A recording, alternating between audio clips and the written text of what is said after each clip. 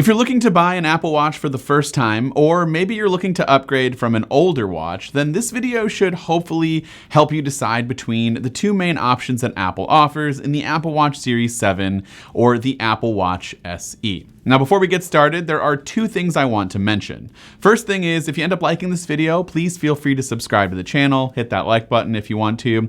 And so just so you don't miss any more of our content in the future. And also, yes, I am aware that Apple still offers the Series 3, but it's not a great option, and it's something I cannot, in good faith, recommend to you at this stage in its life cycle. So the Apple Watch Series 7 will be available this Friday, and it starts at $399, and the Watch SE starts at $279, and you can already pick that one up right now.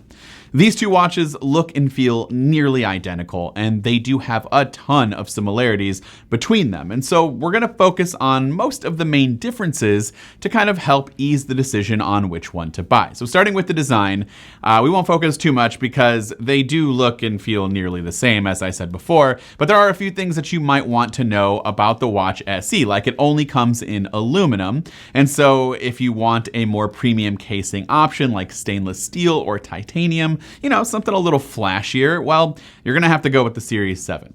The size options are also different, but in terms of the bands, it all still works the same, so it could be confusing, but it really isn't. The SE comes in 40mm or 44mm, and the Series 7 comes in 41mm or 45mm options. But the bands that are available, either anything for 40 or 44 or 41 and 45, they all work with all of the watches, so do not worry.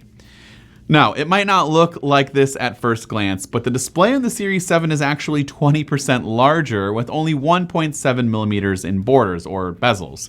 And it features an always-on display, giving you the ability to kind of quickly glance at your watch and gain any pertinent information that you might need without actually having to touch it or raise your wrist. Also, if you really want a wide variety of colors for your watch, well, you're not going to get much besides silver, space gray, or gold. The Series 7 does come in midnight, which is like a very dark blue, almost black option, starlight, green, blue, and product red aluminum options. The Series 7 also has a more crack-resistant glass for the display, and because the display is larger, the OS is slightly designed around that a little bit more than the other watches, and so it does offer some unique differences like new watch faces and features to better take advantage of the extra screen real estate. The next big thing besides look and feel for a smartwatch are its main extra features that you might get. And with Apple Watches, we need to look at primarily the extra health features because they are far and away better than any other option out there, or at least they are in my opinion. Now with the Series 7, it's pretty obvious you're going to get some other major health features over the SE. The Series 7 offers blood oxygen monitoring, which measures the oxygen saturation of your blood, so that it can better understand the overall fitness and well-being. The Apple Watch Series 7 also has electrodes built into the digital crown, offering you the ability to take an ECG. Now with the ECG app, you can just hold your finger on the digital crown, and after about 30 seconds, you'll receive a heart rhythm classification, letting you know if you have a normal pattern or signs of atrial fibrillation, or AFib. The Apple Watch SE does not have any of those features, like the blood oxygen or the ECG, so you'll have to go with the 7 if that's something that's important to you. However, the Apple Watch SE is not without the ability to record any health data. It still has all of the other health features that we know and love, including some other ones like the ability to perform emergency SOS, fall detection, noise monitoring, and again, all of the fitness tracking that has made Apple Watch so popular amongst the fitness community. That's really some of the only major differences between the Series 7 and the Watch SE that's worth noting. The SE is a little bit older. It's actually a year older, but the chip inside of it, or the processor, is going from the Series 5. So it's an S5 chip, and so no doubt in the next coming years it will be slower. And of course, the Series 7 has the brand new S7 chip. I'm not sure what the differences is in real life. It might not be that noticeable right now, but again, as your watch ages and as new operating systems come out, it could be more noticeable down the line.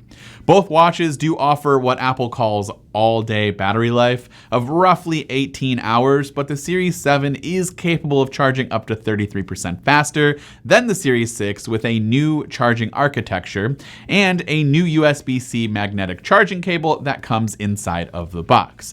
This should in no way be a main factor in why you would choose one watch over the other, but it is worth noting what you do get with the Series 7. And with that, you also get the U1 ultra-wideband chip in the Series 7 and not in the SE, which enables short-range wireless location to support new experiences like using your watch for digital car keys or tracking AirTags, for example.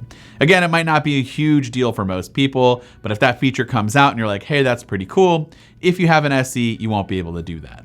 So yeah, I think you can tell where I'm gonna go with this. The Series 7 is definitely the better option of the two, but the real question is it better for you, or is it worth the extra cash? And honestly, that part is always up to you. I personally could live without all of those features that I mentioned on the Series 7, except for maybe the always on display. It is kind of nice to be able to see the time or complications on my wrist without having to raise my wrist or interact with my watch in any way. Now, if you're looking for a slightly bigger display, more color options, better health features, then the Series 7 is the right option for you. If not, I promise you won't be disappointed with the Watch SE, especially if this is your first Apple Watch. You're still getting the best overall smartwatch experience, in my opinion, even with the SE, even though that's an entry-level option. Again, I am excluding the Series 3 because I really don't think it's a great choice, and I would stay away from that watch. Of course, I'd love to know your thoughts in the comments down below. Would you pick up an SE or a Series 7? What watch are you thinking about upgrading from? Again, let me know all of that in the comments down below. This has been Dan with MacRumors. Thanks so much for watching, and I hope to see you around in the next video.